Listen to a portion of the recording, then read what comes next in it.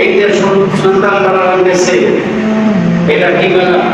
এই যে মেলা, এইদিকে তাকালেই শুধু জান্নাতি কারবার, ঠিক কিনা?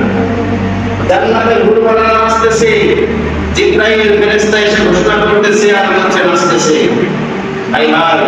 এই অবস্থায় যদি নাচতে নাচতে, এই অবস্থায় তুমি ওখানে দেখতে গিয়েছো কি হইতেছে, ওই অবস্থায় যদি তোমার ইন্তেকালটা হয়ে যায়, তোমার আজরাইলের সাথে তোমার জানটা বেহুশ করে নিয়ে যায়, তুমি এখন ভালো, তোমার মৃত্যুটা তোমার এই বৈশাখী মেলায় যাইতেছো, তোমার এই মেলাইতে যে যুক্তিটা হয়ে যায়, তাহলে তোমার মৃত্যু ইমানি মৃত্যু হলো না বেঈমানি মৃত্যু হলো?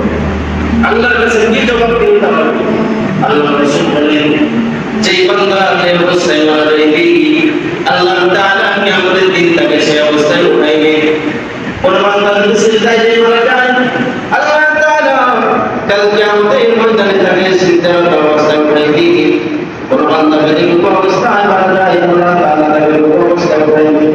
কোন বান্দা যদি সিনেমা হলে মারা যায়, আল্লাহ তাআলা তাকে সিনেমা হল দেখতে দেখাই উঠাইবে। কোন বান্দা যদি ওই বৈশাখী মেলায় যে মারা যায়, আল্লাহ তাআলা তাকে কিয়ামতের দিন ওই বৈশাখী মেলায় যেতে অবস্থায় উঠাইবে। এবার আপনি ভাবেন, যেই বান্দা সিজদায় দিয়ে মারা গিয়েছে, যেই বান্দা সকালবেলা আল্লাহ তাআলা বলতে মারা গিয়েছে, আর যেই বান্দা বৈশাখী মেলায় যাইয়া গ্যাসের জিনিসটা করে মারা গিয়েছি, যেই বান্দা বৈশাখী মেলায়